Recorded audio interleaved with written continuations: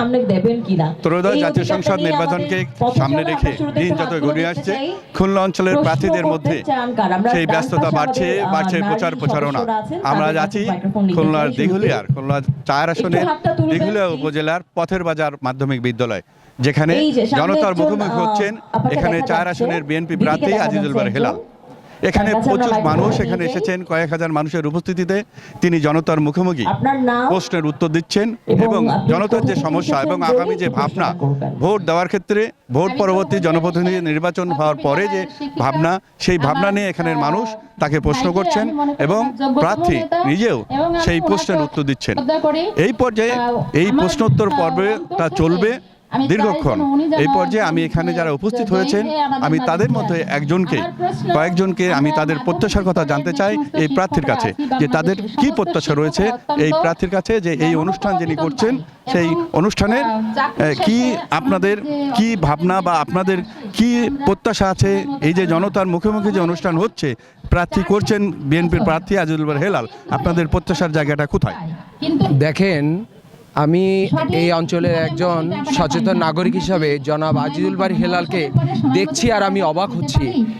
কারণ উনি জনপ্রতিনিধি এখনো হন নাই, হওয়ার আগেই এই অঞ্চলের মানুষের কাছে তিনি নানান রকম প্রশ্নের সম্মুখীন হচ্ছেন। ওনার চরিত্র নিয়ে উনি আগামীতে কি ভাবছেন, এই অঞ্চলকে বাংলাদেশ, আগামীর বাংলাদেশ বিনির্মাণের জন্য উনি যে নতুন নতুন ভাবনা করছেন, এটা আসলে অবিস্মরণীয়। আমি আশা করি তার এই ধরনের অনুষ্ঠান সারা বাংলাদেশে যারা প্রতিনিধি হবেন, আগামী নির্বাচনের পরেও এই ধারাবাহিকতা সবাই ধরে রাখবেন। কারণ জনাব আজিজুল বারী হেলাল তিনি তার পরিচ্ছন্নতা বজায় রাখার জন্য জনসাধারণের মাঝে তিনি তার সমস্ত প্রশ্ন উন্মুক্ত করে দিয়েছেন। তাকে যা ইচ্ছা সেই প্রশ্ন করতে পারেন, তাকে প্রশ্ন করে তার কাছ থেকে সেই এলাকা নিয়ে কি ভাবেন, তার আগামী চিন্তাভাবনা কি, এই অঞ্চলের বেকার সমস্যা, কর্মসংস্থান, শিক্ষা ব্যবস্থা, শান্তি শৃঙ্খলা সব কিছু নিয়ে তিনি আগামীতে কিভাবে ভাবছেন, সেটাই তিনি জনগণের প্রশ্নের উত্তর দিবেন। সুতরাং আমি মনে করি এই ধারাবাহিকতা সরকার গঠন হওয়ার পরেও সারা বাংলাদেশের যারা প্রতিনিধি হবেন তারা জানি এই ধারাবাহিকতা বজায় রাখে, তাহলে গণতন্ত্র শক্তিশালী হবে। এটাই আমরা শুনছিলাম আমরা আর একজন বয়স্ক ভোটার এখানে যারা এই এলাকার মানুষ এসেছেন, ওনার কাছে আমরা একটু জানতে চাই যে ওনার প্রত্যাশাটা কি, এবং এই যে জনতার মুখোমুখি প্রশ্নের সম্মুখীন হচ্ছেন প্রার্থী, এটি জনপ্রতিনিধি হিসাবে আপনি কিভাবে দেখছেন? আমি এই আজিজুল বারী হেলাল যে আজকের যে অনুষ্ঠানটা করেছেন এর জন্য আমি খুবই গর্বিত, আমি সন্তুষ্ট, এবং এই জিনিসটা ভবিষ্যতে এইভাবে থাকে এর জন্য আমি চেষ্টা করব। হ্যাঁ, আমরা শুনছিলাম যে এখানে যারা উপস্থিত তাদের প্রতিক্রিয়া, যে এই ধরনের প্রশ্নোত্তর পর্ব এবং জনতার মুখোমুখি হওয়া, ভবিষ্যতে যদি তিনি জনপ্রতিনিধি নির্বাচিত হন এবং যারাই জনপ্রতিনিধি নির্বাচিত হবে তারা যেন এই ধরনের অনুষ্ঠানের মধ্য দিয়ে তাদের জবাবদিহিতা এবং স্বচ্ছতা নিশ্চিত করে এবং গণতন্ত্রকে সঠিক পথে নিয়ে যাওয়ার জন্য তারা ব্যবস্থা নেয়, সেই প্রত্যাশা এখানের এই উপস্থিত মানুষের। এই ছিল খুলনার দিঘুলিয়ার পথের বাজার এলাকা থেকে জনতার মুখোমুখি প্রার্থী আজিজুল বারী হেলালের অনুষ্ঠানে।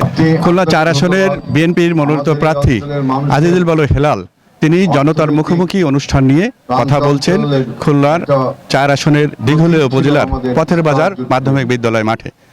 এখানে অনেক মানুষ উপস্থিত হয়েছেন এবং যারা এই এলাকার ভোটার, সাধারণ মানুষ, তারা কিন্তু এখন আজিজুল বারী হেলালকে প্রশ্নের মুখোমুখি হচ্ছেন এবং প্রশ্ন করছেন এবং প্রার্থী নিজেই প্রশ্ন দিচ্ছেন আগামী দিনের তিনি কি করবেন এবং যদি নির্বাচনে তিনি বিজয়ী হন কি করবেন, কেন ভোট দিবেন, এসব বিষয় নিয়েই কিন্তু এখন এখানে প্রশ্নোত্তর পর্ব চলছে। আমরা এখন চলে যাচ্ছি এই প্রশ্নোত্তর জনতার মুখোমুখি অনুষ্ঠানের মূল পর্বে। তারেক রহমানের বক্তৃতা আপনারা শুনেছেন, তিনি বলেছেন যে খুলনার শিল্প ঐতিহ্য আমরা ফিরিয়ে দেব এবং জুট মিলগুলো লাভজনক করে আমরা চালু করব। এটা আপনারা 2 তারিখের বক্তৃতায় শুনেছেন। তাছাড়াও আপনি দেখবেন যে এই স্টার জুট মিল আমরা চালু করব এবং আমাদের এই অঞ্চলে আরো যে সমস্ত প্রতিষ্ঠানগুলো আছে, বিশেষ করে আমাদের বারাকপুর ইউনিয়নে মাছ শিল্পের একটা ভালো জায়গা, মাছ প্রক্রিয়াজাত করা হয়, সেই মাছ দেশে বিদেশে রপ্তানি করা হয়। আমরা বলেছি এখানেও একটা ইপিজেড করব